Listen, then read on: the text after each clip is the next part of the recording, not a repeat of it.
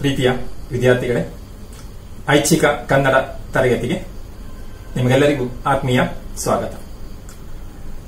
ಇಂದಿನ ತರಗತಿಯಲ್ಲಿ ನಾವು ನಮ್ಮ ಪಠ್ಯದ 5ನೇ ಘಟಕವಾದಂತಹ ಗದ್ಯ ಛಂದನಲ್ಲಿ ಕೊಟ್ಟಿರುವಂತಹ ಸಣ್ಣ ಕಥೆಯೊಂದನ್ನು ನೋಡೋಣ.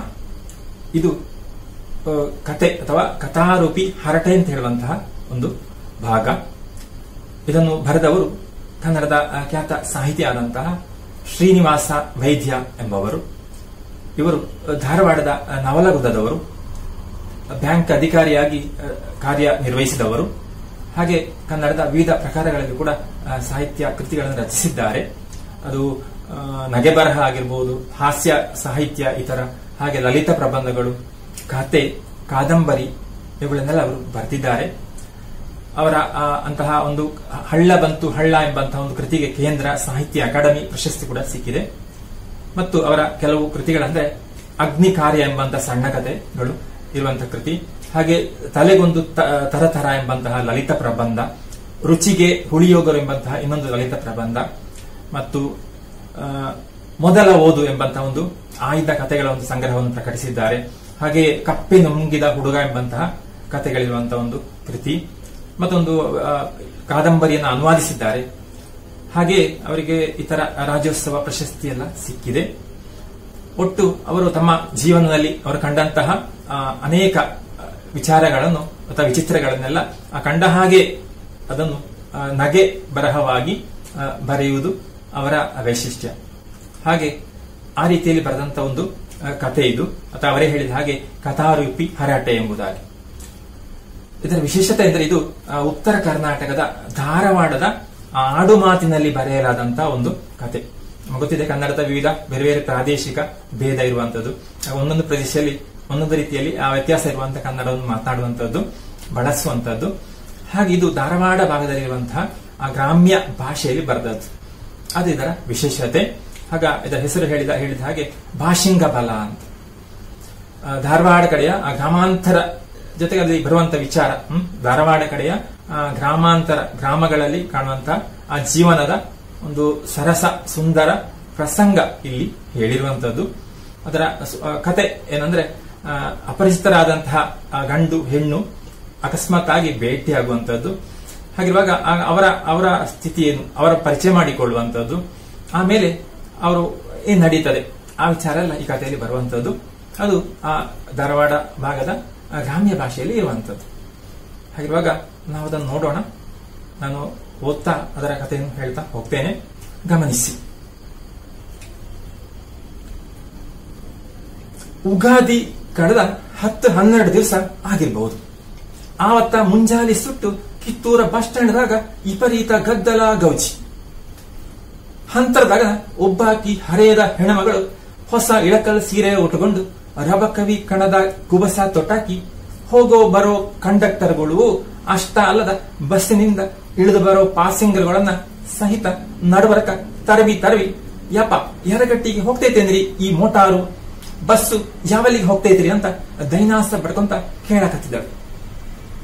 ಇದು ಆ ಭಾಷೆಯ ರೀತಿ, ಧಾರವಾಡ ಭಾಗದ ಗ್ರಾಮಗಳಲ್ಲಿ ಬಳಸುವಂತ ಕನ್ನಡ. ಹಾಗಿರುವಾಗ ಸ್ವಲ್ಪ ಅರ್ಥ ಆಗ್ತಾ ಇರಬಹುದು, ನಾವು ಅದನ್ನು ಗಮನಿಸ್ತಾ ಹೋಗೋಣ. ಹಾಗಿರುವಾಗ ಏನ್ ಹೇಳ್ತಾ ಇದ್ದಾರೆ, ಉಗಾದಿ ಕಳೆದ 10-12 ದಿವಸ ಆಗಿರಬಹುದು.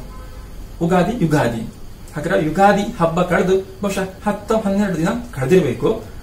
ಆವತ್ತ ಮುಂಜಾಲಿ ಸುಟ್ಟು ಅಂದು ಮುಂಜಾಲಿ ಸುಟ್ಟು ಅಂದ್ರೆ ಆ ಬೆಳಗಿನ ಮುಂಜಾವಿನಿಂದಲೇ ಕಿತ್ತೂರ ಬಸ್ ಸ್ಟ್ಯಾಂಡ್ದಾಗ ವಿಪರೀತ ಗದ್ದಲ ಗೌಜಿ.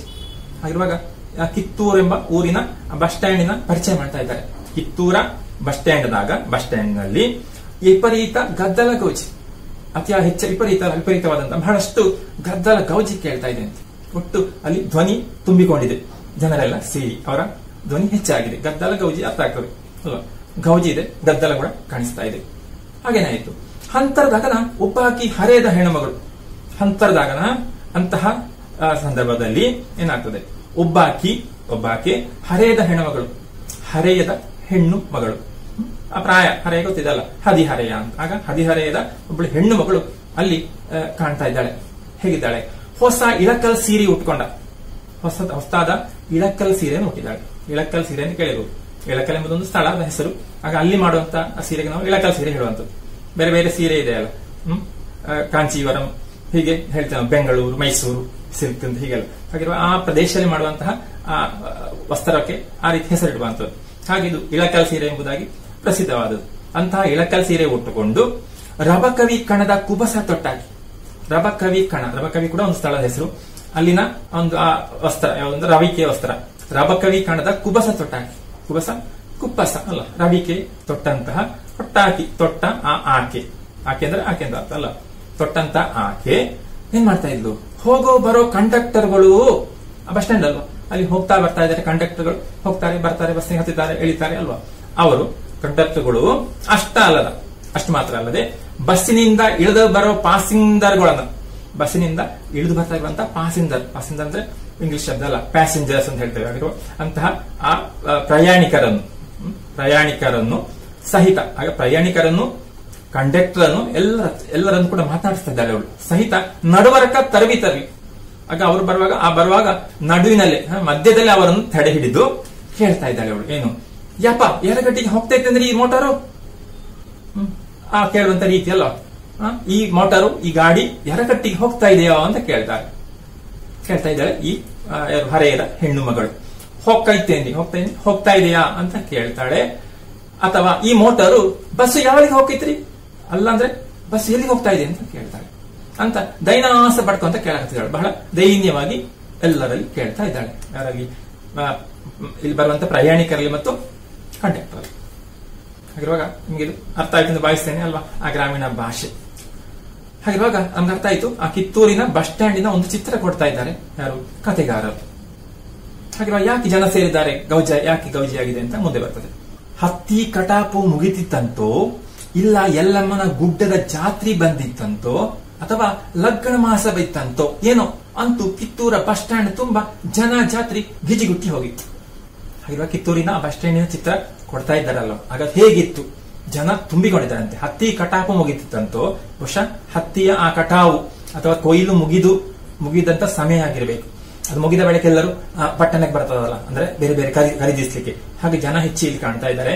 ಇಲ್ಲ ಎಲ್ಲಮ್ಮನ ಗುಡ್ಡದ ಜಾತ್ರೆ ಬಂದಿದ್ದಂತೋ, ಅಥವಾ ಎಲ್ಲಮ್ಮನ ಗುಡ್ಡದ ಜಾತ್ರೆ, ಎಲ್ಲಮ್ಮ ದೇವಿ ಅಲ್ಲ, ಎಲ್ಲಮ್ಮ ದೇವತೆಯ ಗುಡ್ಡದಲ್ಲಿ ಜಾತ್ರೆ ಇದೆಯೋ ಅಂತ ಜನಕ್ಕೆ ಗೊತ್ತಿಲ್ಲ ಅಲ್ವಾ. ಯಾಕೆ ಗೊತ್ತಿಲ್ಲ, ಜನ ತುಂಬಿದ್ದಾರೆ ಇಲ್ಲಿ ಬಸ್ ಸ್ಟ್ಯಾಂಡ್ ನಲ್ಲಿ. ಇದು ಕೃಷಿ ಹತ್ತಿಯ ಕಟಾಪು ಮುಗಿದಂತ ಸಮಯ, ಆಗ ಅವರಿಗೆ ಸಮಯ ಸಿಗ್ತದೆ. ಅಥವಾ ಗುಡ್ಡದ ಜಾತ್ರೆ ಅಂತ ಕಾಣುತ್ತದೆ. ಅಥವಾ ಲಗ್ನ ಮಾಸ ಇತ್ತಂತ, ಅಥವಾ ಲಗ್ನ ಮಾಸವೋ ಮದುವೆಯ ಸಮಯವೋ ಇದು ಅಂತ. ಲಗ್ನ ಅಲ್ಲ ಮದುವೆ, ಹಾಗೆ ಮದುವೆಯ ಸಮಯವೋ ಇದು ಇತ್ತಂತೋ, ಅದೇನೋ ಇರ್ಬೇಕು ಅಂತ ಕಾಣ್ತದೋ ಏನೋ. ಅಂತೂ ಏನು ಅಂತ ತಿಳಿದಿಲ್ಲ. ಅಂತೂ ಕಿತ್ತೂರ ಬಸ್ ಸ್ಟ್ಯಾಂಡ್ ನಲ್ಲಿ ತುಂಬಾ ಜನ ಜಾತ್ರೆ ನೆರೆದಿತ್ತು. ಅಂದ್ರೆ ಅಷ್ಟು ಜನಸಂಖ್ಯೆ ಕಾಣ್ತಾ ಇದ್ರು.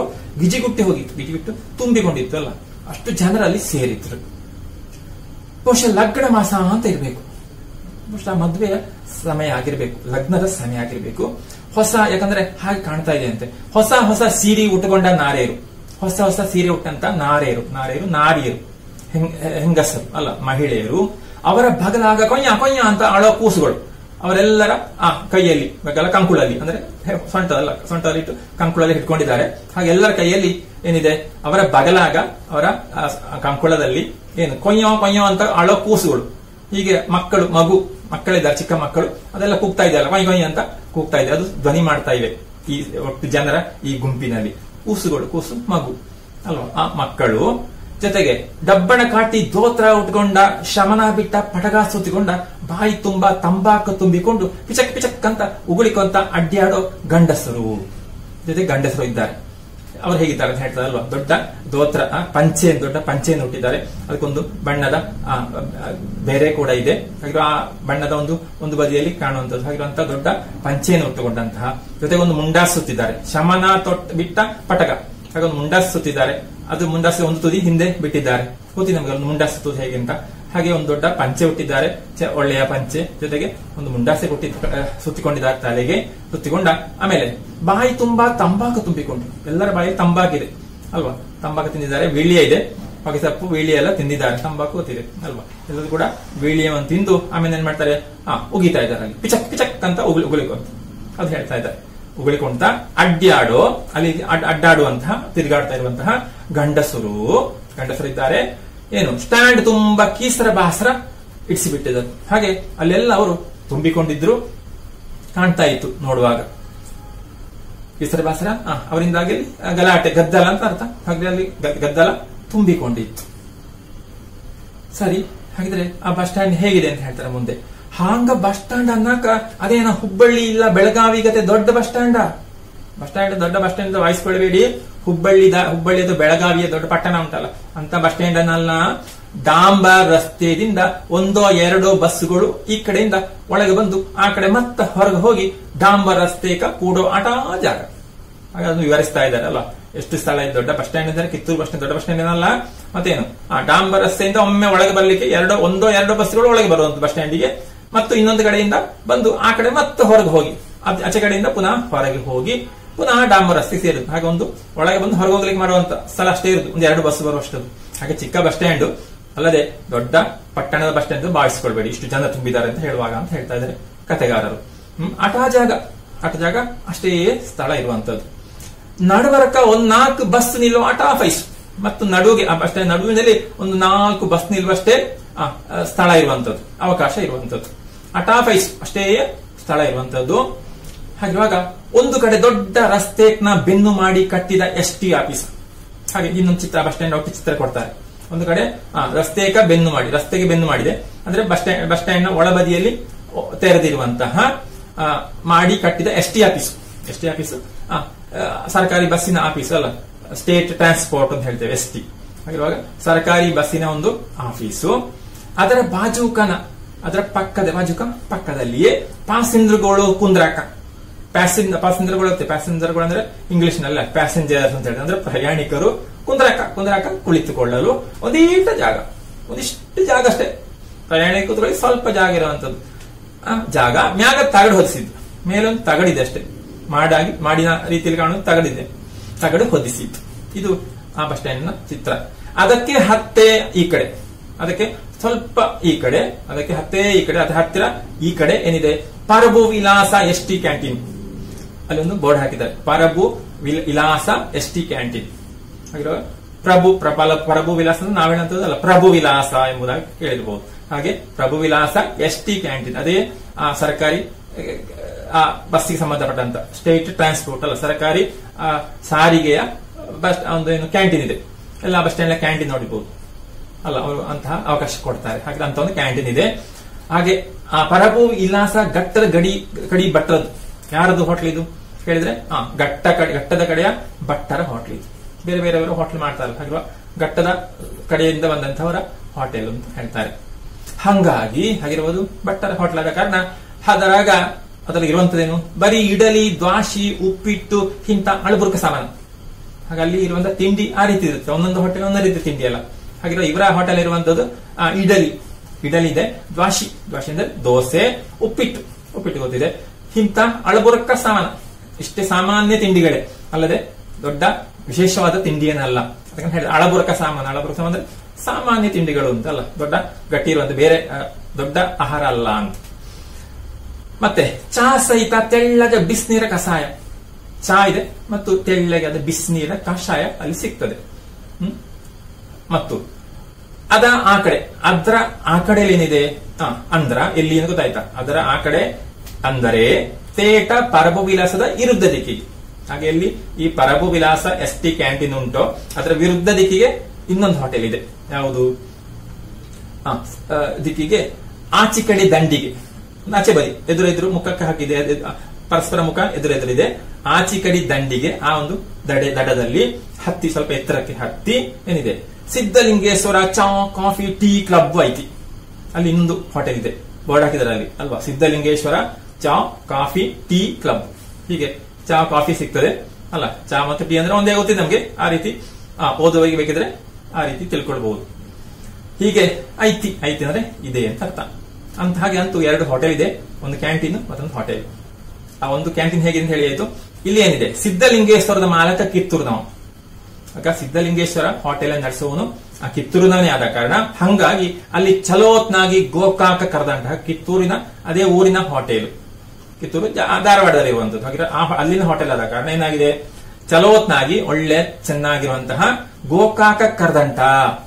ಗೋಕಾಕ ಕರ್ದಂಟ ಅಲ್ಲಿ ಮಾಡುವಂತ ಒಂದು ತಿಂಡಿ ಅದು ಅಲ್ವಾ, ಕರ್ದಂಟ ಅಂತ ಕೇಳಿರ್ಬೋದು. ಹಾಗೆ ಗೋಕಾಕಿನ ಪ್ರಸಿದ್ಧವಾದದ್ದು ಗೋಕಾಕ ಕರ್ದಂಟ, ಮಂಡಕ್ಕಿ ಉಂಡಿ, ಕಾರ್ದಾಣಿ, ಅತ್ತಿಕಾಯಿ ಪುಗ್ಗೆ, ಮಿರ್ಚಿ ಎಲ್ಲ ಸಿಗ್ತಾವ.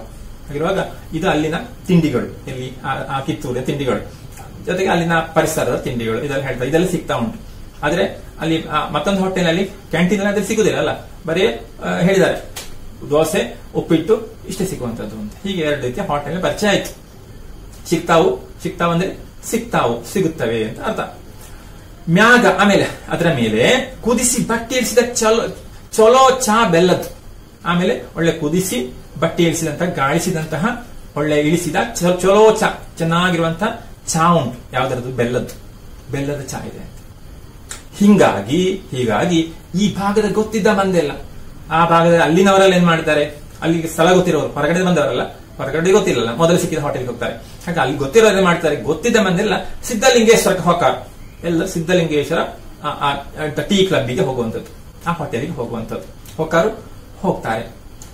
ಅದರ ಸಹಿತ ಬಸ್ಸುಗಳ ಬರಾಣ, ಅದರೊಂದಿಗೆ ಬಸ್ಸುಗಳು ಬರುವಾಗ ಪರಭು ವಿಲಾಸಿಗೆ ಗದ್ದಲ ಮುಖರತೈತಿ. ಆದ ಕಾರಣ ಬಸ್ಸು ಬಂತಂದ್ರೆ ಬಸ್ನ ಜನ ಬರ್ತಾರಲ್ಲ ಪ್ರಯಾಣಿಕರು, ಒಮ್ಮೆಗೆ ಆ ಪ್ರಭು ವಿಲಾಸಕ್ಕೆ ಒಮ್ಮೆಗೆ ಜನ ಮುತ್ತಾ ಇರ್ತಾರೆ. ಪ್ರಭು ವಿಲಾಸಕ್ಕೆ ಗದ್ದಲ ಮೂರ್ಖತೈತಿ. ಅಲ್ಲಿ ಗದ್ದಲಲ್ಲಿ ಒಟ್ಟು ಹೆಚ್ಚು ಶಬ್ದ ಆಗ್ತದೆ, ಗದ್ದಲ ಉಂಟಾಗ್ತದೆ. ಯಾಕೆ? ಬಸ್ನಲ್ಲಿ ಬರುವ ಜನರೆಲ್ಲ ಸೇರ್ತಾರೆ ಒಮ್ಮೆಗೆ ಅಲ್ಲಿಂದ ಉಪಹಾರ ಸ್ವೀಕರಿಸಲಿಕ್ಕೆ. ಅದಕ್ಕೊಂದ ಕಾರಣವೂ ಐತಿ. ಅಷ್ಟು ಮಾತ್ರ ಅಲ್ಲ, ಯಾಕಾಗಿ ಅಲ್ಲಿಗೆ ಹೋಗ್ತಾರೆ ಎಲ್ಲರೂ, ಪ್ರಭು ವಿಲಾಸಕ್ಕೆ ಯಾಕೆ ಹೋಗ್ತಾರೆ ಅಂದ್ರೆ ಒಂದು ಕಾರಣ ಇದೆ. ಏನದು? ಪರಭು ವಿಲಾಸಕ್ಕೆ ಹೊಂದೇ, ಅದೇ ಆ ಪರಭು ವಿಲಾಸ ಕ್ಯಾಂಟೀನಿಗೆ ಹೊಂದಿಕೊಂಡೆ ರಾಜ್ಕುಮಾರ ಪಾನ್ ಭಂಡಾರ ಪೆಟಗಿ ಅಂಗಡಿ ಐತಿ. ಅಲ್ಲಿ ಒಂದು ಪಾನಿನ ಪೆಟ್ಟಿಗೆ ಅಂಗಡಿ ಉಂಟು. ಪೆಟ್ಟಿಗೆ ಅಂಗಡಿ ಸಣ್ಣೊಂದು ಅಂಗಡಿ ಇದೆ ಅಲ್ಲ, ಪೆಟ್ಟಿಗೆ ಅಂಗಡಿ ಹೇಳುವಂಥದ್ದು. ಬೋರ್ಡ್ ಹಾಕಿದ್ದಾರೆ ರಾಜ್ಕುಮಾರ ಪಾನ್ ಭಂಡಾರ ಅಂತ. ಪಾನ್ ಅಂತ ಗೊತ್ತಿರಬಹುದಲ್ಲ, ತಿನ್ನುವಂಥದ್ದು.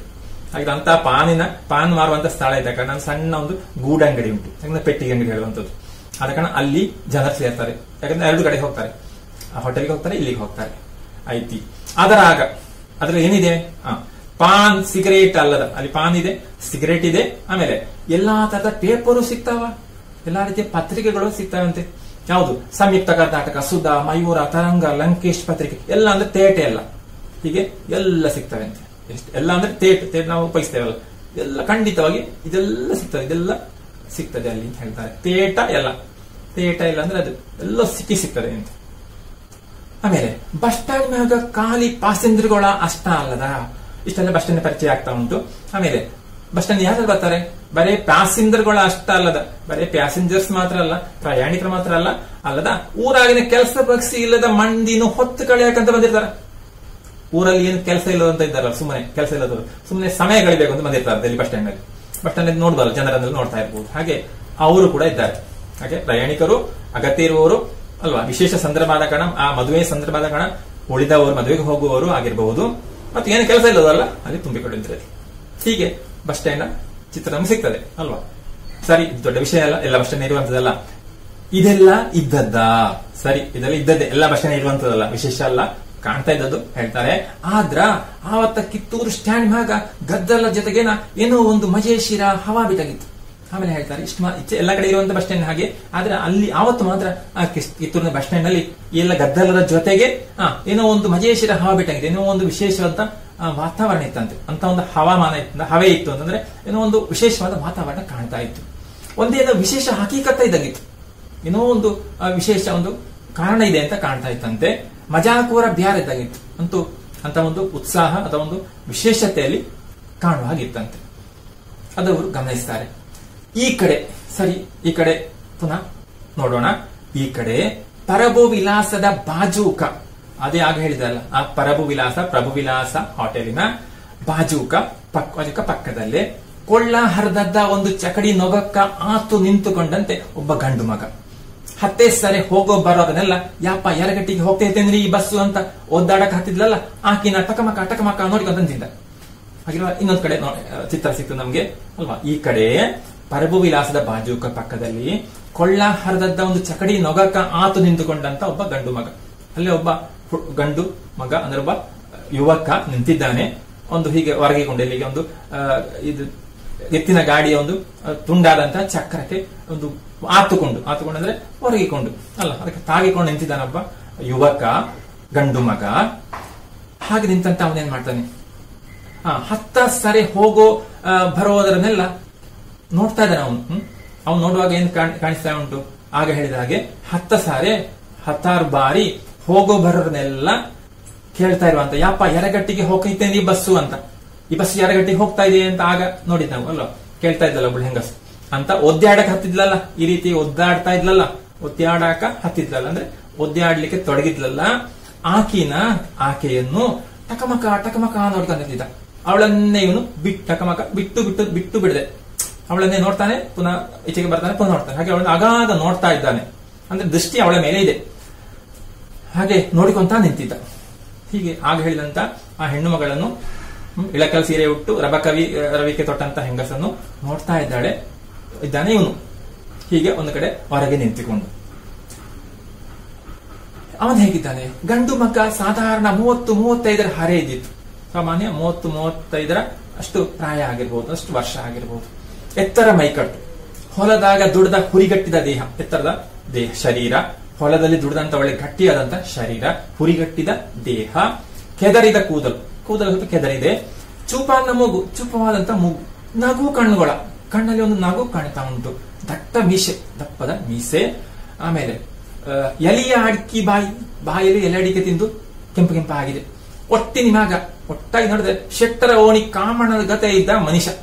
ನೋಡುವಾಗ ಒಳ್ಳೆ ಕಾಮಣ್ಣನಾಗಲ್ಲ, ಮನ್ಮಥನಾಗಿದ್ದ. ಕಾಮಣ್ಣ ಹೇಳ್ತಾನೆ ಆ ರೀತಿ ನೋಡ್ಲಿಕ್ಕೆ ಆಕರ್ಷಕವಾಗಿ ಇದ್ದ. ಶೆಟ್ಟರ ಓಣಿ ಕಾಮಣ್ಣ ಜೊತೆ ಬೇರೆ ಬೇರೆ ಕಡೆ ಕಾಣ್ತಾರಲ್ಲ ಅಂತಹ ಆಕರ್ಷಣೆ ಉಳ್ಳ ರೀತಿ ಮನ್ಮಥನ ಹಾಗೆ ಕಾಣ್ತಾ ಇದ್ದ ಮನುಷ್ಯ. ಬಲಗಡೆ ಬಗಲಾಗ ರುಮಾಲ ಮುದ್ದಿ ಮಾಡಿ ಹಿಡ್ಕೊಂಡು ಹೇಗಿದ್ದ, ಇನ್ನು ಈ ರೀತಿ ನೋಡುವ ಹೀಗೆ ಕಾಣ್ತಾ ಇದ್ದ. ಮುಖ ಹೇಗಿತ್ತು, ಬಲಗಡೆ ಬಗಲಾಗ ರುಮಾಲ ಮುದ್ದಿ ಮಾಡಿ ಹಿಡ್ಕೊಂಡು, ಬಲಗಡೆಯ ಬಗಲಲ್ಲಿ ತೋಳಿನಲ್ಲಿ ರುಮಾಲ್ ಇದೆ ಅಲ್ಲ, ತಲೆ ಕಟ್ಟುವಂತ ಮುಂಡಾಸ್ ಕಟ್ಟುವಂತದ್ದು, ರುಮಾಲ್ ಕಟ್ಟಲಿಕ್ಕೆ ಆ ಬಟ್ಟೆಯನ್ನು ಉಪಯೋಗಿಸ್ತೇವೆ. ಹಾಗಿರುವಾಗ ಆ ರುಮಾಲನ್ನು ಮುದ್ದೆ ಹಿಡಿದುಕೊಂಡು ಮುದ್ದೆ ಮಾಡಿದ್ದಾನೆ. ಎಡಗೈ ಮುಷ್ಟಿಲೇ ಒಂದು ಬರ್ಕ್ಲಿ ಸಿಗರೇಟ್ ಸೇರಿಕೊಂತ, ಎಡಗೈಯಲ್ಲಿ ಮುಷ್ಟಿ ಮಾಡಿಕೊಂಡು ಒಂದು ಬರ್ಕ್ಲಿ ಸಿಗರೇಟ್ ಗೊತ್ತಿದೆ, ಬರ್ಕ್ಲಿ ಸಿಗರೇಟ್ ಹೆಸರು ಅಲ್ವಾ ಇದ್ದದ್ದು. ಹಾಗೆ ಒಂದು ಬರ್ಕ್ಲಿ ಸಿಗರೇಟ್ ಅನ್ನ ಸೇದಿಕೊಳ್ತಾ ನಡುನಡಕ ಹಾವಿನ ಗತೆ ನಾಲಿಗೆ ಹೊರಗೆ ಚಾಚಿ ಸಾಕಷ್ಟು ಕೆಂಪು ಆಗೈತೋ ಇಲ್ಲೋ ಅಂತ ಮೆಳ್ಳಗಣ ಮಾಡಿ ನೋಡಿಕೊಂತ ಸಿಗರೇಟಿನ ಕೈಲೇನ ಮಿಶಿ ತುದಿ ಹಗರಾಕ ಚಿರಿಸಿಕೊಂತ ಒಂದಳತಿ ಕಣ್ಣಾಗದ ನಕ್ಕೊಂತ ಎರಗಟ್ಟಿ ಹೆಣ್ಮಗಳನ್ನ ಬಿಟ್ಟು ಬಿಡದೆ ನೋಡಿಕೊಂತ ನಿಂತಿದ್ದ. ಹೀಗೆ ಅವನ ಚಿತ್ರ ಕೊಡ್ತಾರೆ ಅಲ್ಲ. ಹೀಗೆ ಅವನು ಏನ್ ಮಾಡಿದ್ದಾನೆ, ಅಲ್ಲಿ ಒಂದು ತೋಳಲ್ಲಿ ಒಂದು ರುಮಾಲನ್ನು ಮುದ್ದೆ ಮಾಡಿ ಹಿಡ್ಕೊಂಡಿದ್ದಾನೆ, ಎಡಗೈಲಿ ಮುಷ್ಟಿಯಲ್ಲಿ ಬರ್ಕಿಲ್ ಸಿಗರೇಟ್ ಅನ್ನು ಸೇರ್ತಾ ಇದ್ದಾನೆ. ನಡುನಡುಗೆ ಏನ್ ಮಾಡ್ತಾನೆ ಹೇಳಿದಾನೆ, ಎಲ್ಲೆಡೆಗೆ ತಿಂತಾ ಇದ್ದಾನೆ ಅಂತ. ನಡುವೆ ಹಾವಿನ ಗತೆ ನಾಲಿಗೆ ಹೊರಗೆ ಮಾಡಿ, ಹಾವು ಮಾಡ್ತೇವಲ್ಲ ಹಾಗೆ ನಾಲಿಗೆ ಹೊರಗೆ ಮಾಡ್ತಾನೆ, ನಾಲಿಗೆ ತುದಿ ನೋಡ್ತಾನೆ ಅಂತೆ. ಹೊರಗೆ ಚಾಚಿ ಯಾಕೆ ನೋಡುದು, ನಾಲಿಗೆ ಕೆಂಪಾಗಿದ ಅಂತ, ಸಾಕಷ್ಟು ಚಾಚಿ ಸಾಕಷ್ಟು ಕೆಂಪಾಗೈತೆ ಅಂತ ಮೆಳ್ಳಗಣ್ಣ ಮಾಡಿ ನೋಡಿಕೊಂತ. ಮೆಳ್ಳಗಣ್ಣು ಅಂತ ಓರೆ ಕಣ್ಣು ಅಂದ್ರೆ ಮೇಲೆ ಹೀಗೆ ನೋಡುವಾಗ ನಾಲಿಗೆ ನಾವು ನೋಡುವ ಏನಾಗ್ತದೆ, ಕಣ್ಣು ಓರೆ ಆಗ್ತದೆ. ಹಾಗೆ ಓರೆ ಕಣ್ಣು ಮಾಡಿಕೊಂಡು ನೋಡ್ತಾ ಇದ್ದ. ಆಮೇಲೆ ನೋಡಿಕೊಂತ ಸಿಗರೇಟಿನ ಕೈಲೇನೆ ಜೊತೆಗೆ ಸಿಗರೇಟ್ ಕೈಯಲ್ಲೇ ಮೀಸೆಯನ್ನು ತುದಿ ಹಗುರವಾಗಿ ತಿರುಗಿಸ್ತಾ ಇದ್ದಾನಂತೆ. ಒಂದಳದಿ ಕಣ್ಣಾಗನ ನಕ್ಕೊಂತ ಅಷ್ಟೆಲ್ಲ ಮಾಡ್ತಾ ಕಣ್ಣಲ್ಲಿ ಒಂದು ನಗುವನ್ನು ತೋರಿಸುತ್ತಾ ಏನ್ ಮಾಡ್ತಾನೆ, ಎರಗಟ್ಟಿ ಹೆಣ್ಣು ಮಗಳನ್ನ ಬಿಟ್ಟು ಬಿಡ ನೋಡ್ಕೊಂಡ್ ಬಂದಿದ್ದ. ಇಷ್ಟೆಲ್ಲ ಮಾಡ್ತಾ ನೋಡ್ತಾ ಇರೋದು ಅವಳನ್ನು, ಯಾರನ್ನು, ಎರಗಟ್ಟಿಯ ಇಳಕಲ್ ಸೀರೆ ಹುಟ್ಟಿದಂತ ಹೆಣ್ಣನ್ನು. ಇಷ್ಟು ಕಾಣ್ತಾ ಇದೆ. ಹಾಗೆಂತ ನೋಡ್ತಾ ಇದ್ದಾನಲ್ಲ, ತಪ್ಪೇನಲ್ಲ. ಎರಗಟ್ಟಿ ಹೆಣ್ಣು ಮಗಳನ್ನ ನೋಡಕ ಹತ್ತಿದ ಅಂದ್ರ ಅದ್ರಾಗ ಅವಂದೇನ ತೆಪ್ಪ ಇದ್ದಿದ್ದಿಲ್ಲ. ಆಗ ಅವನು ಅವಳನ್ನು ನೋಡ್ತಾ ಇದ್ದಾನೆ ಅಂತ ಹೇಳ್ತಾ ಅವನ ತಪ್ಪಲ್ಲ. ಎರಗಟ್ಟಿ ಹೆಣ್ಣು ಮಗಳನ್ನ ನೋಡಕ್ ಹತ್ತಿದ ನೋಡಲು ತೊಡಗಿದ್ದ ಅಂದ್ರೆ ಅದರಲ್ಲಿ ಅವಂದೇನ ತೆಪ್ಪ ಇದ್ದಿದ್ದಿಲ್ಲ. ಅವನದ್ದು ಏನು ತೆಪ್ಪನೆ ತಪ್ಪು ಇದ್ದಿರ್ಲಿಲ್ಲ. ಯಾಕೆ, ಆ ಪೋರಿ ಹಂಗ ತೆಳ್ಳಗೆ ಎತ್ತರ ಚಂದಾಗಿ ನೋಡತಕ್ಕವ್ರ ಹಂಗ ದೇಕಾವೇನೆ ಇದ್ದಳು. ಆ ಪೋರಿ ಹುಡುಗಿ, ಆ ಹೆಣ್ಣು ಹಂಗ ಅಂದ್ರೆ ಹಾಗೆ ತೆಳ್ಳಗಾಗಿ ಎತ್ತರವಾಗಿದ್ದು ಚಂದಾಗಿ ಸುಂದರವಾಗಿ ನೋಡತಕ್ಕವ್ರ ಹಾಗೆ ನೋಡುವ ಹಾಗಿದ್ಲಂತೆ. ಯಾರು ಕೂಡ ನೋಡಿಯಾರು ಹಾಗಿದ್ದಾಳೆ. ದೇಕಾವೇನೆ ಇದ್ದಳು, ಬಹಳ ಸುಂದರಿಯಾಗಿ ಇದ್ಲಂತೆ. ಇಡೀ ಕಿತ್ತೂರ ಬಸ್ ಸ್ಟ್ಯಾಂಡ್ ಆಕಿನ ನೋಡಕತ್ತಿತ್ತು. ಅವ ನೋಡಿದ ಆಶ್ಚರ್ಯ ಇಲ್ಲ. ಇಡೀ ಕಿತ್ತೂರು ಬಸ್ ಸ್ಟ್ಯಾಂಡ್ ಇದ್ದವರೆಲ್ಲ ಅವಳ ನೋಡ್ತಾ ಇದ್ರಂತೆ. ಇಡೀ ಕಿತ್ತೂರು ಬಸ್ ಸ್ಟ್ಯಾಂಡಿಗೆ ಬಸ್ ಸ್ಟ್ಯಾಂಡ್ ಇಡೀ ಬಸ್ ಸ್ಟ್ಯಾಂಡ್ ನಲ್ಲಿ ಇದ್ದವರೆಲ್ಲ ಆಕಿನ ನೋಡಕ್ ಹತ್ತಿತ್ತು. ಅವಳನ್ನು ನೋಡಲು ತೊಡಗಿದ್ರು. ಇರಲಿ, ಅದೆಲ್ಲ ನಡೆಯುದ, ಹೋಗ್ಲಿ, ತೊಂದರೆ ಇಲ್ಲ. ಯಾಕೆ ನಡೆಯುವಂತದ್ದು, ಅಲ್ಲೆಲ್ಲ ಕೂಡ ಬಸ್ ಸ್ಟ್ಯಾಂಡ್ ಯಾರು ಬಹಳ ನೋಡ್ತಾರಲ್ಲ ಆಕರ್ಷಕವಾಗಿದ್ರೆ. ಮತ್ತೇನಾಯ್ತು ಹಾಗಿದ್ರೆ, ಅದೇ ಸಮಯದಲ್ಲಿ ಇವನು ಅವಳನ್ನು ನೋಡ್ತಾ ಇರುವಂತ ಸಮಯದಲ್ಲಿ ಇವಳೇಕ ಅಂದ್ರೆ ಅದೇ ವೇಳೆಗೆ ಅದೇ ಸಮಯದಲ್ಲಿ ನಮ್ಮ ಕಥಾನಾಯಕಿ ಆಗಿರುವ ಕಥಾನಾಯಕಿಯರು ಎರಗಟ್ಟಿಗೆ ಬಸ್ ಕೇಳ್ತಾ ಇರೋಳಲ್ಲ, ಹೋಗ್ಲಿಕ್ಕೆ ತಯಾರಾಗಿ ಬಂದವಳು ಕಥಾನಾಯಕಿ ಎರಗಟ್ಟಿ ಹೆಣ್ಮಗಳು. ಗೊತ್ತಾಯ್ತಲ್ಲ, ಆರಂಭದಲ್ಲಿ ಹೇಳಿದಾಗೆ ಎರಗಟ್ಟಿಯ ಹೆಣ್ಮಗಳು ಆ ಕಡೆ ಈ ಕಡೆ ಅಡ್ಡಾಡಿ ಬ್ಯಾಸೆತ್ತು ಪರಭು ವಿಲಾಸದ ಬಾಜೂಕನ ಬಂತು. ಅವಳಿಗೆ ಸಾಕಾಯ್ತು. ಆ ಕಡೆ ಈ ಕಡೆ ಅಡ್ಡಾಡಿ ಅಂತ ಅಲೆದಾಡಿ ಅಲ್ಲೋ, ಅಲ್ಲಿ ಹೋಗುದು, ಬಸ್ ಉಂಟಾ ಕೇಳುದು, ಪುನಃ ಈಚೆಗೆ ಬರುವಂತದ್ದು, ಹೀಗೆ ಅಲೆದಾಡಿ ಬ್ಯಾಸತ್ತು ಬೇಸರಗೊಂಡು ಪರಭು ವಿಲಾಸದ ಬಾಜೂಕನ ಬಂದು, ಅದೇ ಆಗ ಹೇಳಿದಂತ ಪರಭು ವಿಲಾಸ ಅಲ್ವಾ ಕ್ಯಾಂಟೀನ್, ಪ್ರಭು ವಿಲಾಸ ಕ್ಯಾಂಟೀನ್ ಹತ್ರ ಬಂದು ಅಲ್ಲೇ ಕೊಳ್ಳ ಹರಿದ ಚಕಡಿ ಹಂತೇಕ ಗಾಡಿ ನೆಳ್ಳಿಗೆ ಕುಕ್ಕರಗಾಲಲ್ಲಿ ಕುಂತು. ಆಗ ಹೇಳಿದ ಹಾಗೆ ಅಲ್ಲಿ ಆ ಗೋಡೆಯ ನೆರಳಿಗೆ ಬಂದು ಕೂತ್ಕೊಳ್ತಾಳೆ ಅವಳು. ಕುಕ್ಕರಗಾಲ ಒಂದು ಬಗ್ಗಿಕೊಂಡು ಕಾಲು ಮಡಚಿಕೊಂಡು ಕೂತ್ಕೊಳ್ತಾರೆ. ಇಲ್ಲಿ ಅವನು ಕೂತಿದ್ದಲ್ಲ, ಅಲ್ಲೇ ಕೊಳ್ಳ ಹರಿದ ಚಕಡಿ ಹಂತೇಕ ಗಾಡಿ ನೆಳ್ಳಿಗೆ, ಅದೇ ಚಕ್ರದ ಹತ್ತಿನ ಗಾಡಿಯ ಚಕ್ರದ ಪಕ್ಕವೇ ಬಂದು ಕೂತ್ಕೊಳ್ತಾರೆ. ಕುಕ್ಕರಗಾಲಲ್ಲಿ ಕುಂತು ಅರ್ಧ ಕಾಲ ಕೂತ್ಕೊಳ್ತಾರೆ. ಯಾಕಂದ್ರೆ ಇಲ್ಲ ಬಟ್ಟೆ ಹಾಳಾಗ್ತದಲ್ಲ, ನೇರವಾಗಿ ಕೂತ್ಕೊಳ್ಳಿಲ್ಲ. ಕುಕ್ಕರಗಾಲಲ್ಲಿ ಕುಂತು ಮೋತಿ ಮ್ಯಾಗಿನ ಬೆವರು ಸೆರಗಲ್ಲಿ ಒರೆಸಿಕೊಳ್ಳಕ್ ಹತ್ತಿದ್ರು. ಮುಖದ ಮೇಲಿನ ಬೆವರನ್ನು ಸೆರಗಿನಲ್ಲಿಯೇ ಒರೆಸಿಕೊಳ್ಳುತ್ತಾ ತೊಡಗಿದ್ಲು. ಒರೆಸಿಕೊಳ್ಳಲು ತೊಡಗಿದ್ಲು. ಬಗಲಾಗಿನ ಬಿದಿರಿನ ಬುಟ್ಟಿ ಬಾಜೂಕ ಇಟ್ಟುಕೊಂಡು ಹಾಗೇನ್ ಮಾಡ್ತಾಳೆ, ಮುಖವನ್ನು ಒರೆಸುವಾಗ ತನ್ನ ಬಗಲಲ್ಲಿರುವಂತ ಕಂಕಳು ಅಂದ್ರೆ ಸೊಂಟದಲ್ಲಿಟ್ಟು ಕಂಕಳನ್ನು ಹಿಡ್ಕೊಂಡಿದ್ದಾಳೆ ಅಂತ ಬಿದಿರಿನ ಬುಟ್ಟಿ ಗೊತ್ತಾಗ್ತದೆ. ಅದನ್ನು ಬಾಜೂಕ ಇಟ್ಟುಕೊಂಡು, ಬಾಜೂಕ ಪಕ್ಕದಲ್ಲಿ ಇಟ್ಟುಕೊಂಡು, ಅಂದ್ರ ಎಲ್ಲಿ ಕೂತದ್ದು, ಎಲ್ಲಿ ಇಟ್ಟದ್ದು ಅಂದರೆ ನಮ್ಮ ಗಂಡು ಮಗ ಸಿಗರೇಟ್ ಸೇರಿಕೊಂತ ನಿಂತಿದ್ನಲ್ಲ, ತೇಟ ಅಲ್ಲೇ ಬಂದು ಕುಂತು. ಆಗ ಹೇಳಿದಂತ ಗಂಡು ಮಗ ಇದ್ದಾನಲ್ಲ ಯುವಕ, ಅವನು ಬಂದು ಎಲ್ಲಿ ಕೂತದ್ದೋ ಅಲ್ಲೇ ಬಂದು ಇವಳು ಕೂತು. ಅವನು ಸಿಗರೇಟ್ ಸೇರ್ತಾ ಕೂತ್ಕೊಂಡದ್ದು, ಇವಳು ಅದರ ಪಕ್ಕದಲ್ಲಿ ಬಂದು ಕೂತು ಆ ಬುಟ್ಟಿಯನ್ನು ಕೆಳಗಿಡ್ತಾಳೆ. ತೇಟ ಅಲ್ಲೇ ಬಂದು ತೇಟ ಅಂತ ಸರಿಯಾಗಿ ಅಲ್ಲೇ ಬಂದು ಕುಳಿತುಕೊಂಡ್ಲು. ಆಯ್ತಲ್ಲ, ಏನಾಯ್ತು, ಗಂಡು ಮಗ ಗಡಿಗೆಯಾಗಿನ ಗೋಧಿ ಹುಗ್ಗಿ ಗಂಗಳದಾಗ ಬಿದ್ದಾಗತ್ತು.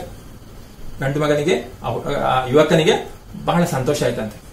ಅದಕ್ಕೊಂದು ಉದಾಹರಣೆ ಕೊಡ್ತಾರಲ್ಲ, ಗಂಡು ಮಗನಿಗೆ ಅಂದ್ರೆ ಯುವಕನಿಗೆ ಗಡಿಗೆಯಾಗಿನ ಗೋಧಿ ಹುಗ್ಗಿ, ಪಾತ್ರೆಯಲ್ಲಿರುವಂತ ಗೋಧಿ ಹುಗ್ಗಿ ಅಂತ ಗೊತ್ತಿದೆ, ಪಾಯಸ ಅಂತ ಅಲ್ಲಿ ಮಾಡುವಂಥದ್ದು, ಗೋಧಿ ಮತ್ತೆ ಬೆಲ್ಲ ಹಾಕಿ ಮಾಡುವಂಥದ್ದು. ಹಾಗಿರುವಂತ ಗೋಧಿ ಹುಗ್ಗಿ ಗಂಗಳದಾಗ ಬಿದ್ದಾಗ, ಮಡಿಕೆಯಲ್ಲಿ ಪಾತ್ರೆ ಇದ್ದಂತ ಪಾಯಸ ತಟ್ಟೆಯಲ್ಲಿ ಬಿದ್ದಂಗ ಆಯ್ತಂತೆ, ಗಂಗಳದಾಗ ಬಿದ್ದಂಗಾಯ್ತು. ಅಂದ್ರೆ ಮತ್ತು ಹತ್ತಿರ ಆಯ್ತಲ್ಲ, ಮಡಿಕೆಯಲ್ಲಿ ಪಾಯಸ ತಟ್ಟೆ ಬಿದ್ದರೆ ಬೇಗ ತಿನ್ಲಿಕ್ಕೆ ಆಗ್ತದೆ. ಹಾಗಿರುವಾಗ ಅಂದ್ರೆ ಅವನು ಇಷ್ಟಪಟ್ಟದ್ದು ಬಂತು. ಯಾಕಂದ್ರೆ ಇವಳು ಬಂದು ಹತ್ತಿರ ಕೂತ್ಕೊಂಡಿದ್ದಾಳೆ. ಸ್ವರ್ಗ ನಾಕಾಪಟ್ಟು ಉಳ್ದಂಗಾಯ್ತು. ದೂರದಲ್ಲಿ ನೋಡ್ತಾ ಇದ್ದ, ಅವನಿಂದ ಆಗ್ಲೇ ಎಲ್ಲ ಟಕಮಕ ನೋಡ್ತಾ ಇದ್ರೆ ಅವಳನ್ನೇ ಅಗಾಗ ನೋಡ್ತಾ ಇದ್ದ. ಈಗ ಅವಳೇ ಬಂದು ಹತ್ತಿರ ಕೂತ್ಕೊಂಡಿದ್ದಾಳೆ. ಅವನಿಗೆ ಸ್ವರ್ಗ ಸಿಕ್ಕಿದಂಗಾಯ್ತಂತೆ. ಸ್ವರ್ಗ ನಾಕಾಪಟ್ಟು ಉಳ್ದಂಗಾಯ್ತು. ನಾಲ್ಕು ಅಂಗುಲ ಹೇಳ್ತೇವೆ, ಒಂದು ಅಂಗುಲ ಅಂತ ಕೈಯಲ್ಲಿ ಹೇಳಿದ್ದೇವೆ. ಹಾಗಿರುವಾಗ ಅಷ್ಟು ಹತ್ತಿರ ಸ್ವರ್ಗ ಈಗ ಅಲ್ಲೇ ಇದೆ ಅಂತ, 4 ಅಂಗುಲದಲ್ಲಿ ಸ್ವರ್ಗ ಇದೆ ಅಂತ ಅಷ್ಟು ಸಂತೋಷ ಆಯ್ತು ಅರ್ಥ. ಬಟ್ ಉಳಿದಂಗಾಯ್ತು, ಉಳಿದ ಹಾಗಾಯ್ತು. ಅಂದ್ರೆ ಸ್ವರ್ಗಕ್ಕೆ ಅಷ್ಟು ಹತ್ತಿರ ಆಯ್ತು ಅಂತ. ಅವ ಕೈಯಾಗಿನ ಸಿಗರೇಟ್ ಚೆಲ್ಲಿ ಹಾಗೇನ್ ಮಾಡಿದ, ಅವಳ ಹತ್ರ ಒಂದು ಕೂತ್ಕೊಂಡಿದ್ದಾಳೆ ಅಲ್ಲ, ಬೇಗ ಕೈಯಲ್ಲಿ ಸಿಗರೇಟ್ ಇದೆ, ಎಡಗೈಯಲ್ಲಿ ಸಿಗರೇಟ್ ಸರಿಯಲ್ಲ ಆ ಹೆಣ್ಣು ಮಗಳ ಹತ್ರ ಬರುವಾಗ ಬೇಗ ಸಿಗರೇಟ್ ಅನ್ನು ಕೆಳಗೆ ಹಾಕ್ತಾನೆ, ಚೆಲ್ಲಿ ಕೆಳಗೆ ಬಿಸಾಡಿ ಕಾಲಾಗಿನ ಗಿರಕಿ ಮಚಲೆ ಅದನ್ನು ಎಡಕ್ಕೊಮ್ಮೆ ಬಲಕ್ಕೊಮ್ಮೆ ತಿರ್ಚಿ ಹಿಸಕ್ಕಿ ಹಾಕಿ ಬೇಗ ಕೆಳಗೆ ಬಿಸಾಡಿ ಕಾಲಿನಲ್ಲಿ ಅದನ್ನು ಆ ಕಡೆ ಈ ಕಡೆ ಎಡಕ್ಕೂ ಬಲಕ್ಕೂ ತಿರುಗಿಸಿಕೊಂಡು ಅದನ್ನು ನಂದಿಸ್ತಾನೆ. ಬಲಕ್ಕೊಮ್ಮೆ ತಿರುಚಿ ಗೊತ್ತಿದಲ್ಲ, ಅದನ್ನಲ್ಲಿ ಹೊಸಕಿ ಹಾಕಿಕೊಂಡು ತಿರುಚಿ ಹಿಸಕಿ ಹಾಕಿ ಹಗರ ಹಾಕ ಹೆಣ್ಣು ಮಗಳ ಅಂತ್ಯ ಹಗರವಾಗಿ ಆ ಹೆಣ್ಣು ಮಗಳ ಹತ್ರ ಬಂದು ಕೇಳ್ತಾನೆ. ಅಂದ್ರೆ ಅವಳ ಹತ್ರ ಇದ್ದಾಳೆ ಮತ್ತು ಹತ್ರ ಬಂದು ಕೇಳ್ತಾನೆ, ಯಾವರಿಗೆ ಎಂದು ಪೀಠಿಗೆ ಹಾಕಿದ. ಯಾವ ಊರಿಗೆ ಹೋಗ್ತಾ ಇದ್ದೀನಿ ಅಂತ ಅವಳು ಹೇಳ್ತಾಳೆ, ಯರಗಟ್ಟಿಗಿರಿ ಎಂದಳು. ಬಾರೆ ಯರಗಟ್ಟಿಗೆ ಹೋಗ್ತಾ ಇದ್ದೇನೆ ಅಂತ. ಹೌದೇನಾ, ಬೇಷಾತಲ್ಲ, ಯರಗಟ್ಟಿಗೆ ಹೋಗ್ತಾ ಇದ್ಯಾ, ಒಳ್ಳೆ ಬೇಷಾತಲ್ಲ, ಬಹಳ ಒಳ್ಳೆದಾಯ್ತಲ್ಲ. ಯಾಕೆ, ನಾನು ಯರಗಟ್ಟಿಯವನ. ಅವನು ಸಂತೋಷ, ನಾನು ಕೂಡ ಯರಗಟ್ಟಿಯವನೇ. ನೀನ್ ಯರಗಟ್ಟಿ ಹೋಗ್ತಾ ಇದ್ಯಾ? ಯರಗಟ್ಟಿಯಾಗ ಯಾರ ಮನೆಯವರು? ನೀನ್ ಯರಗಟ್ಟಿ ಹೋಗ್ತಾ ಇದ್ಯಾ? ನಾನು ಯರಗಟ್ಟಿಯವನೇ. ಹಾಗೆ ನನ್ಗೆ ಗೊತ್ತಿಲ್ಲ ಯಾರು ಅಂತ. ಯಾರ ಮನೆಯವರು ಅಂತ ಕೇಳಿ ನಮ್ಗೆ ಗೊತ್ತಿಲ್ಲ. ಸಾಮಾನ್ಯ ನಾವು ಪಕ್ಕನೆ ಪರಿಚಯ ಮಾಡುವಂತದ್ದಲ್ಲ, ನಮ್ಗೆ ಗೊತ್ತಿರುವಂತ ಸ್ಥಳದವರು ಮನೆಯವರಾಗಿದ್ರೆ ಯಾರು ಅಂತ ಕೇಳುವಂತದ್ದು. ಹಾಗೆ ಯಾರು ಅಂತ ಗೊತ್ತಾಗಲ್ಲ ಅಂತ ಕೇಳ್ತಾನೆ. ಏನಂತ ತಿಳಿಲಿಲ್ಲ, ನಿನ್ ಯರಗಟ್ಟಿ ನನಗೆ ಗೊತ್ತಿಲ್ಲಲ್ಲ, ನಾನು ಯರಗಟ್ಟಿಯವಲ್ಲ ಅಂತ ಕೇಳ್ತಾನೆ. ಅಂತ ಕೆದಕಾಕತ್ತಿದ್ದ, ಈ ರೀತಿ ಕೆದಕ್ಕೆ ತೊಡಗಿದಲ್ಲ, ಒಂದೊಂದೇ ವಿಷಯವನ್ನು ತಿಳಿಲಿಕ್ಕೆ ತೊಡಗಿದ. ಕೆದಕದು ಗೊತ್ತಿದೆ, ಒಂದೊಂದೇ ತೆಗೆಯುವಂಥದ್ದು. ಹಾಗ ತಿಳಿಲಿಕ್ಕೆ ಹೊರಟ. ಆಗ ಅವಳು ಹೇಳ್ತಾಳೆ, ನಾವು ಖುದ್ದ ಯರಗಟ್ಟಿಯವರಲ್ರಿ, ನಾವು ಯರಗಟ್ಟಿಯವರೇ ಅಲ್ಲ, ಈಗ ಹೋಗ್ತಾ ಇರೋದು ಯರಗಟ್ಟಿಗೆ, ಅದ್ರ ಹಂತ್ಯಾಕ 10 ಮೈಲಿ ಬಿಟ್ಟು ದ್ಯಾಮಪುರದವರು. ಯರಗಟ್ಟಿಯ ಅದೇ ಸ್ಥಳದವನಲ್ಲ, ಸ್ವಲ್ಪ ಹತ್ತಿರ ಅವರು. ಅದರ ಹತ್ಯಾಕ ಅದರ ಹತ್ತಿರ ಇರುವಂತಹ 10 ಮೈಲಿ ಬಿಟ್ಟು, ಅದರ ಹತ್ರ 10 ಮೈಲಿ ಆಚೆಗೆ ಬಿಟ್ಟು ದ್ಯಾಮಪುರದವರು. ಯರಗಟ್ಟಿಯಾಗ ನಮ್ಮಣ್ಣನ ಮಗನ ಲಗ್ನ ಕಾರ್ಯ ಇಟ್ಕೊಂಡಾರ. ಯರಗಟ್ಟಿಗೆ ನಾನು ಯಾಕೆ ಹೇಳಿದ್ ಹೋಗ್ತಾ ಇದ್ದೇನೆ ಅಂದ್ರೆ, ನಮ್ಮ ಮನೆಯಲ್ಲಿ ಎಲ್ಲ ಅಲ್ವಾ, ಯರಗಟ್ಟಿಯಲ್ಲಿ ನಮ್ಮ ಅಣ್ಣನ ಮಗನ ಲಗ್ನ ಕಾರ್ಯ ಇಟ್ಕೊಂಡಾರ. ಅವನ ಲಗ್ನದ ಕಾರ್ಯ ಇಟ್ಟಿದ್ದಾರೆ, ಅಂದ್ರೆ ಮದುವೆಯ ಕಾರ್ಯಕ್ರಮ ಇಟ್ಟಿದ್ದಾರೆ. ಅದಕ್ಕಂತ ಮನ್ನಿ ಅಂದ್ರೆ ಮೊನ್ನೆ ಬೈಲಹೊಂಗಕ್ಕೆ ಹೋಗಿ, ಬೈಲಹೊಂಗಲ ಎಂಬ ಸ್ಥಳ, ಅಲ್ಲಿಗೆ ಹೋಗಿ ಬಣಗಾರ ಕಡಿಯಿಂದ ಬಾಸಿಂಗ ಮಾಡಿಸಿಕೊಂಡು, ಬಣಗಾರ ಬಳಿಯಲ್ಲಿ ಬಾಸಿಂಗ ಮಾಡಿಸಿಕೊಂಡು, ಬಣಗಾರ ಅಂದ್ರೆ ಬಾಸಿಂಗ ಮಾಡುವವರು ಅಂದ್ರೆ ಬಣ್ಣ ಹಾಕುವವರು ಅಂತ ಅರ್ಥ. ಬಣ್ಣದ ಈ ಬಾಸಿಂಗ ತಯಾರಿಸುವವರು ಕಡೆಯಿಂದ ಅವರಿಂದ ಬಾಸಿಂಗ ಮಾಡಿಸಿಕೊಂಡು, ಬಾಸಿಂಗ ಅಂತ ಕೇಳಿರ್ಬೋದು ಅಲ್ವಾ. ಕತೆ ಹೆಸರೇ ಅದೇ, ಬಾಸಿಂಗ ಬಲ ಅಂತ. ಅಂದ್ರೆ ಬಾಸಿಂಗ ಅಂದ್ರೆ ಮದುವೆ ಸಂದರ್ಭದಲ್ಲಿ ಉಪಯೋಗಿಸುವಂಥದ್ದು, ವರನಿಗೂ ವಧುವಿಗೆ ಇಡುವಂಥದ್ದು ಅಲ್ವಾ. ತಲೆಗೆ ಹಣೆಯಲ್ಲಿ ಕಟ್ತಾರೆ ಬಾಸಿಂಗ ಅಂತ. ಫಸ್ಟ್ ನಿಮ್ಗೆ ನೋಡ್ಬೋದು ಇಲ್ಲಿ ಈ ರೀತಿಯಾಗಿ ಉಪಯೋಗಿಸುವಂಥದ್ದು ಬಾಸಿಂಗ ಅಂದ್ರೆ ಅದು ಅಶುಭ ಕಾರ್ಯಕ್ಕೆ ಉಪಯೋಗಿಸುವಂಥದ್ದು, ಹಣೆಯಲ್ಲಿ ಕಟ್ಟುವಂಥದ್ದು ಆ ಪದ್ಧತಿ ಪ್ರಕಾರ. ಹಾಗಿರುವಾಗ ಇವಳು ಬಾಸಿಂಗ ಮಾಡಿ ಕೊಂಡು ಹೋಗ್ತಾ ಇದ್ದಾಳೆ. ಮಾಡಿಸಿಕೊಂಡು ಯಾರಿಗೆ, ಅಣ್ಣನ ಮಗನ ಮದುವೆ ಅಲ್ವಾ, ಅದಕ್ಕಾಗಿ ನಾನು ಮಾಡಿಸಿಕೊಂಡು ಕೊಂಡು ಹೋಗ್ತಾ ಇದ್ದೇನೆ. ಚಿತ್ತರಿಗೆ ಸ್ವಾಮಿಗಳಿಗೆ ಪಾದಕ ಮುಟ್ಟಿಸಿ, ಶುಭ ಕಾರ್ಯ ಅಲ್ವಾ. ಹಾಗಿರುವಾಗ ಆ ಚಿತ್ತರಿಗೆ ಸ್ವಾಮಿಗಳಿಗೆ, ಅಲ್ಲಿರುವಂತಹ ಸ್ವಾಮಿಗಳೊಬ್ಬರಿಗೆ ಅವರಿಗೆ ಅರ್ಪಿಸಿ ಅಂದ್ರೆ ಅವರ ಆಶೀರ್ವಾದ ಪಡೆದು, ಪಾದಕ್ಕೆ ಮುಟ್ಟಿಸಿ ಅಂದ್ರೆ ಅವರ ಆಶೀರ್ವಾದ ಪಡೆದು, ಹತಗಡಿಯವರಿಗೆ ನಿರೂಪ ಮುಟ್ಟಿಸಿ, 10 ಕಡೆಯವರಿಗೆ ಅಂದ್ರೆ ಸಂಬಂಧ ಇರುವವರಿಗೆಲ್ಲ, ಗುರುತಿನವರಿಗೆಲ್ಲ ನಿರೂಪ ಮುಟ್ಟಿಸಿ, ಸುದ್ದಿಯನ್ನು ತಲುಪಿಸಿ ಅಂದ್ರೆ ಅವರನ್ನ ನಿರೂಪ ಅಂದ್ರೆ ಆಮಂತ್ರಿಸಿ ಮುಟ್ಟಿಸಿ, ಮುಂಜಾಲಿ ಕಿತ್ತೂರಿಗೆ ಬಂದು, ಬೆಳಗ್ಗೆ ಮುಂಜಾವಿನ ಸಮಯದಲ್ಲಿ ಕಿತ್ತೂರಿಗೆ ಬಂದು ಹೂವ ಹಾರ ತಗೊಂಡು ಹೊಂಟೀನಿ.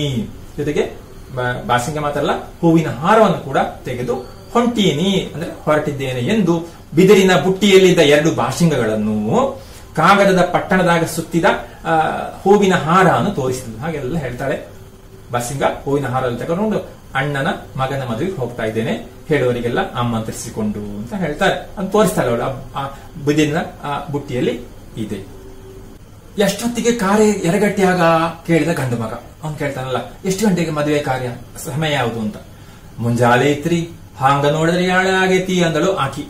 ಅದು ಸಮಯ ಮುಂಜಾವಿನ ಸಮಯದಲ್ಲಿ, ಬೆಳಗಿನ ಸಮಯದಲ್ಲಿ ಇತ್ತು ಯಾವುದು ಮುಹೂರ್ತ. ಹಾಗೆ ನೋಡಿದ್ರೆ ಸಮಯ ಕಳೀತೀಗ ಅಂದ್ರೆ ಮುಹೂರ್ತ ಸಮಯ ಕಳೀತು ಅಂದಳು ಆಕಿ.